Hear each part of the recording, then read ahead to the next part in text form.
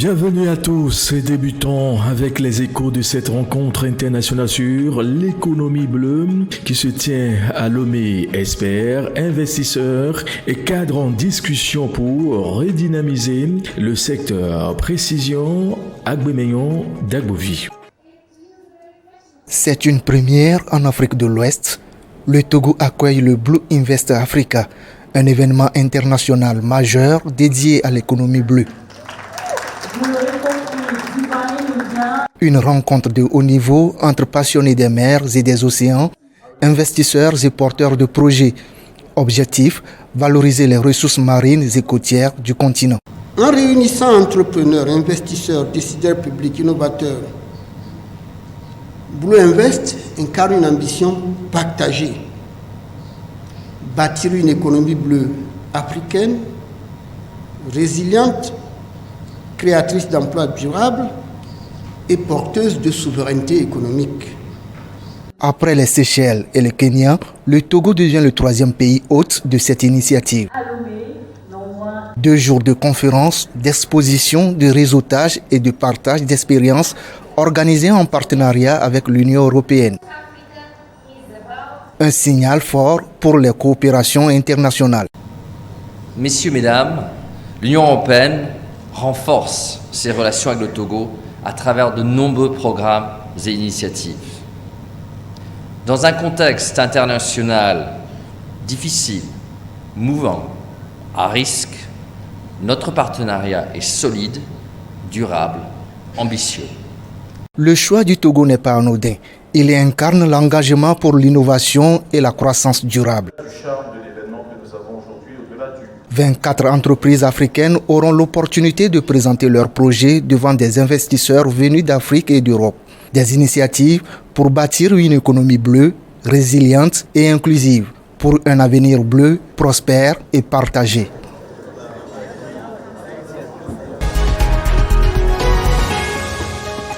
La responsabilité sociétale au Togo au cœur d'une rencontre qui se tient à Lomé. Il est question pour les organisateurs d'élaborer des stratégies à construire ensemble un avenir pour un développement durable et harmonieux. Le point avec Christophe Ekoué. C'est une nouvelle ère qui s'ouvre pour la responsabilité sociétale au Togo. La première édition de Miabo RSE Days Mirda 2025 s'ouvre à Lomé, la capitale togolaise, sous le signe de l'engagement et de l'action. Durant 5 jours, experts, entreprises, jeunes et institutions vont conjuguer leurs efforts pour bâtir un avenir plus responsable. La tenue de Mirda à Lomé n'est pas un hasard. Elle traduit la volonté partagée de faire de notre capitale un carrefour de réflexion, d'innovation, d'action autour des questions de responsabilité sociétale, de durabilité et de solidarité. Les entreprises, institutions et collectivités locales ont désormais un rôle essentiel à jouer pour bâtir un avenir plus équilibré, plus inclusif et plus respectueux de l'environnement.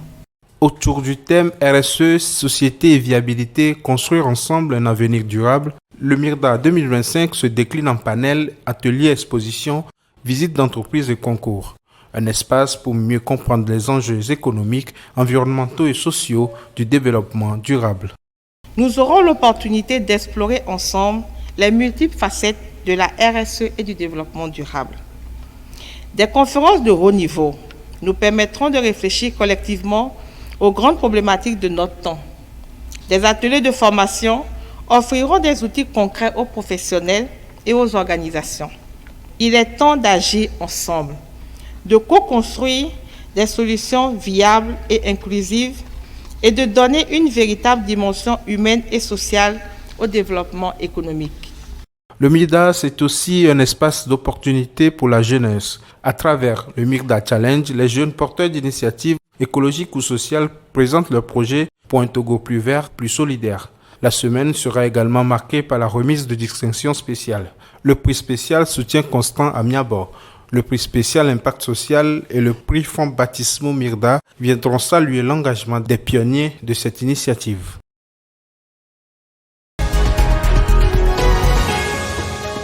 L'Union L'université de Lomé fête ses 55 ans d'existence et pour ce faire, les cadres du temple de savoir, anciens comme nouveaux, ont échangé, puis pensé aux défis qui s'imposent dans les offres de formation pour une élite professionnelle de demain. Que les prochaines années soient marquées par de nouvelles avancées scientifiques, par une meilleure intégration régionale et internationale et par une contribution toujours plus forte au développement durable de notre pays.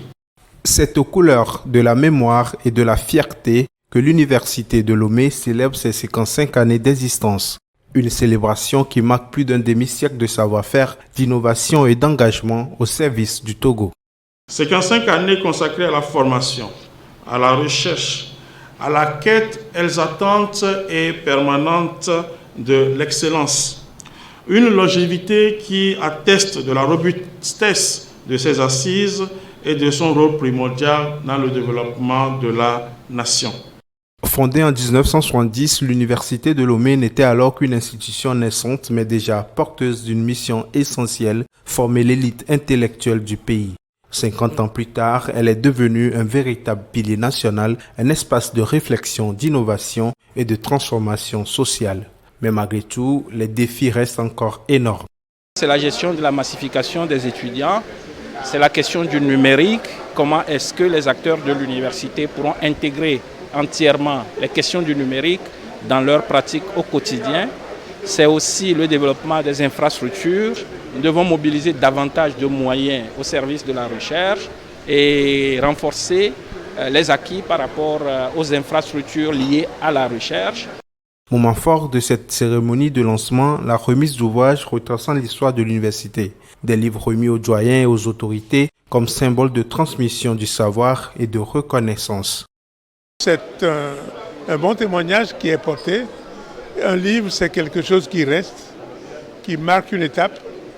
Et les gens qui continuent l'aventure vont pouvoir revenir de temps en temps à cette étape et voir qu'est-ce qui existait au moment où nous avons fait les 55 ans.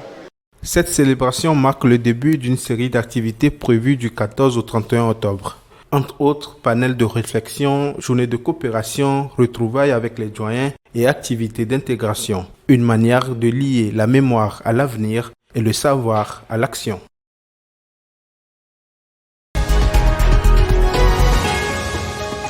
Que faire pour éradiquer la peste porcine? Le sujet préoccupe les experts africains du domaine qui sont en conclave pour trouver des voies et moyens pour éviter cette situation qui porte un coup néfaste à l'économie continentale. Plus de détails avec Désiré Dagbovi.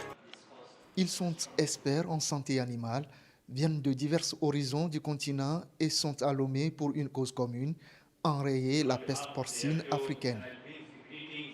Sous l'égide du cadre mondial pour le contrôle progressif des maladies animales transfrontalières, en partenariat avec l'Union africaine et l'Organisation mondiale de la santé animale, ces spécialistes planchent sur des stratégies concrètes. Mutualiser les connaissances pour renforcer la surveillance et le contrôle de la maladie. Comme vous le savez, c'est une maladie très très importante et c'est aussi une maladie transfrontalière. Comme c'est une maladie qui ne connaît pas de frontières, donc ça veut dire qu'il faut une action concertée entre les pays. Il faut qu'il y ait une franche collaboration entre les pays. La peste porcine africaine est une maladie due à un virus qui est unique dans son genre d'ailleurs et qui se manifeste par un syndrome systémique des hémorragies et qui va entraîner rapidement la mort. Une action concertée, d'où ce cadre de réflexion, car la peste porcine reste l'une des principales menaces pour la filière porcine sur le continent, avec des conséquences économiques et sanitaires majeures. Disons que la peste porcine africaine est une préoccupation sur notre continent, puisqu'elle affecte les petits producteurs. Donc leur économie est sérieusement affectée, ce qui a une répercussion très sérieuse sur l'économie du continent d'une manière générale. Il faut la biosécurité dans les fermes, l'élevage.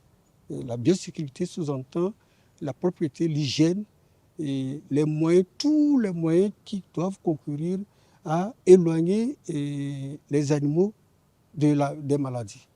Échanges, partages et réflexions, 3 jours de travail pour renforcer la coopération avec les institutions régionales et internationales, notamment la CEDEAO, l'Union africaine, la FAO, l'OSMA, pour faire avancer cette cause commune, la lutte contre la peste porcine.